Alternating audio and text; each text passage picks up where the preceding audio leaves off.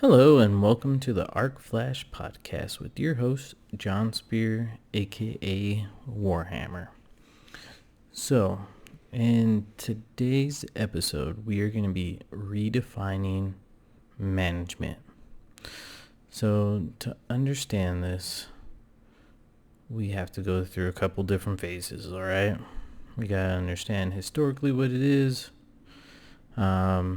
what the situation is, what I think the biggest issue is, and obviously the solution. So just kind of jumping right into it, kind of defining management. So the manager is a life-giving, dynamic element in every business. However, it can be the enemy within the organization as well, depending on the situation. So let me start off by saying that I have personally been through all the aspects of a workforce. I literally started on the bottom rung of the ladder as a no experience, no knowledge apprentice. And from that, I became a journeyman, a foreman, a superintendent, an estimator, project manager, service coordinator, and currently an electrical division manager. So I have been in all the shoes that you can wear in the company, minus, let me just say that, minus the owner of the company. I personally am a forever learner. I learn from all experiences, good or bad, happy or sad, and I adapt to those situations, in my personal opinion, very quickly. And what I mean from that is, like, I can learn something from let's just say a bad experience and be completely okay with that and just be like, all right, I understand that this went wrong because this, and I grow from that experience. So I tried to mitigate and make that a minimal problem here in the future. So first I'm going to talk to you about management as a whole, in a way that would cover the majority of businesses that I've personally been around and what I assume other companies are going through as well. And then we'll kind of see what the disconnect is, and then we'll kind of go over the solution to that problem. So in a competitive market that we're in, the quality and performance of the manager is determined by the overall success and survival of that company that they are in. In all the books that I have read on management, I have found since the emergence of management, roughly around the 1950s, it has become a pivotal event in human history. And I must say, since its rise, the management field, that you can clearly see that it is indispensable. You need it. You gotta have it. And it'll be here as I stand today, and it'll be here long after I'm gone. Because unless you are the sole creator of, the creator, the owner, the designer, the whole thing, then management will play a huge role in your life.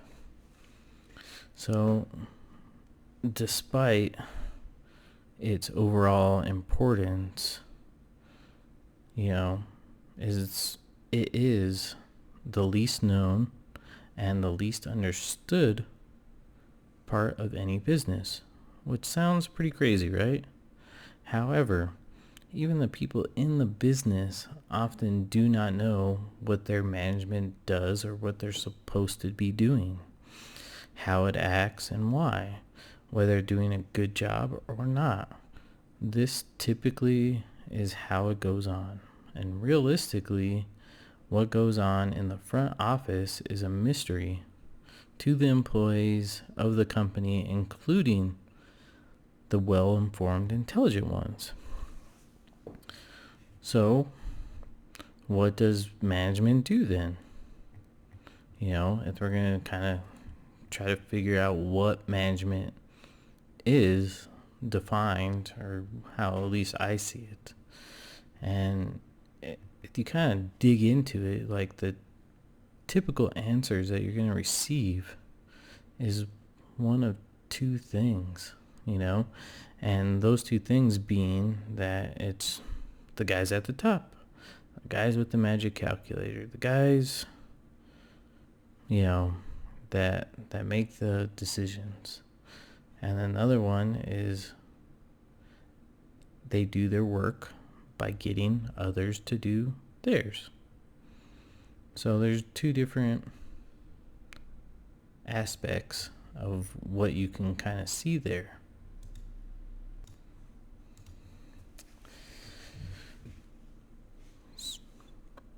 So, how I would describe management for me can be just described as like an organ in a body. You can only define that organ by what that organ does for your body, such as the brain, the liver, the heart. You get the picture. So the first function and, the first functional aspect of management would be that economic portion. So with every decision and action that management makes, it must consider the economics of that particular decision. In reality of the situation is that the company needs to make money and needs to make a profit to keep everyone running, to keep the business going, to keep the lights on, to everything. So every decision is based off of an economic one, So, and let it be known that it should be called the practice of management. So doubly named by Peter Drucker, which I firmly believe is correct. Meaning this shit is not an exact science, and no one business is exactly the same. And that can be said about the managers. Not one of the managers is exactly the same. I am sure, and I'm actually positive that you guys have witnessed, everyone, what good management looks like and what bad management looks like on your jobs, in your offices. You can clearly see it. Are all your parts there? Or are some of them missing? Does he or she know what you do exactly or not? Do they have self-discipline? Do they carry themselves to high standards? These are some key factors that you can clearly see with no knowledge of anything. Now, it is true that the work of a manager can be systematically analyzed and be classified.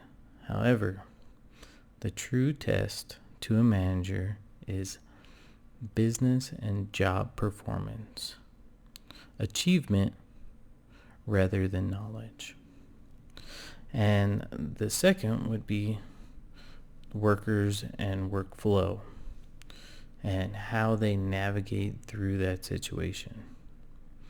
The work has to be performed, and the resources to do that work is done by the worker. Now, this can range in a skill like, an unskilled green hard hat to an absolute artist, from an apprentice to a senior project manager. The goal is to be organized for the manager.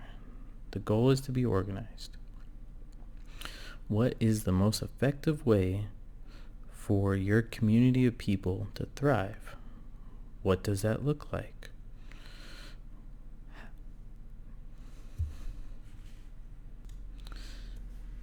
It implies that you realize that people are people and they can make mistakes. They can fail sometimes. Everyone is fighting a battle in their head. The personalities need to be managed and organized in a way that fits. Time. Time is a huge factor in managing. You have to consider all things that I have mentioned and do it in a timely manner. Every decision that is made, even to the point where you're choosing to have lunch with someone, can have a pro or a con.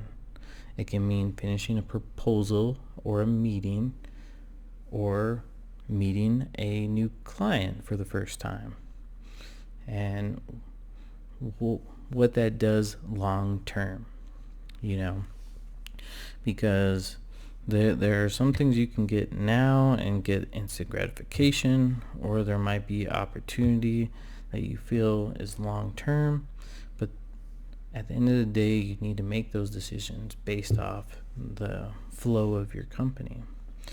And there are pros and cons to all decisions and how that company thrives, which leads me to the biggest disconnect between the field and the office, the management and the employee. Simply put, it can be not knowing what the management does as a whole, what they actually do. I know when I was on the field, I had always assumed that people ahead of me were just chilling. They were just doing their own thing until I was that guy. And I realized, nope, they're definitely not chilling. So to give you an example, as an apprentice, I thought my journeyman was lazy because he had me do everything. Like put up the pipe, do this, pull the wire, blah, blah, blah, blah, blah. You get the picture. Nope, he wasn't being lazy. He was actually teaching me how to do my job the fastest way by trial and error, with, fun facts along the way. And then when I was a journeyman, I thought my foreman just kicked it in the trailer, quote unquote, looking at plans. Nope. When I became that guy, I was looking at plans. I was building schedules. I was making sure everyone clocked in and out. I was ordering material. I was doing all kinds of crap, But it's normal to have this miscommunication if you're not in that position. So it is, in fact, the lack of not knowing what upper management does as a whole that is confusing. When a person is confused about what it is that you actually do for the company, therein lies the actual disconnect between field and office. So to combat this, I've created a system that I so dubbed, of course, the Spier system, or the Spier Method, where I will bring in individuals with me that is on a basis that is convenient, and show them the inner takings of the company. For example, I will have them help me with a bid or a proposal, come do a ride along with me for a lunch trip and see the interactions that I have with our suppliers and people. I will have them do takeoffs, order material, shop around, and just truly see what one does for the other. And once you do this, not only gives the other person some perspective of what it is that you do, but now you are stimulating his or her brain so that at given times or in the future, you are preparing them to move on to the next step of their career. And they, will not be blinded when they get to that spot.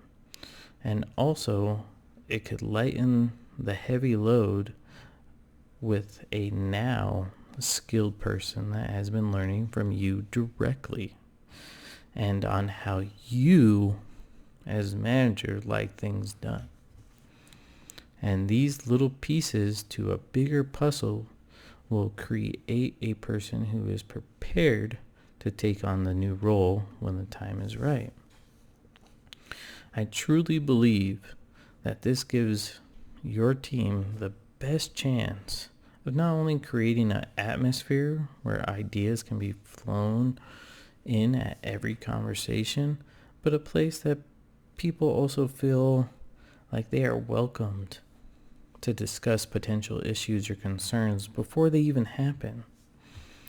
This is critical for most companies, but paramount in the construction world, because as a manager, that communication is vital to the professionalism and the accuracy of almost all your tasks. And when you have people who are thinking as you do, analyzing how you would handle situations and how you analyze problems, your set of keen eyes has now doubled or tripled because of this method. As a manager, you are not perfect, and mistakes can and will be made. So if you are looking for a better workplace for your employees where they feel stimulated to come in every day because you are learning, you are teaching them, this might be a good method to explore. I would like to thank you guys for watching the Arc Flash podcast. Make sure you check us out on Spotify, iTunes, or I guess not iTunes, it would be the Apple podcast. You can also check us out on YouTube, whatever you guys want. Take us on the go, keep us going.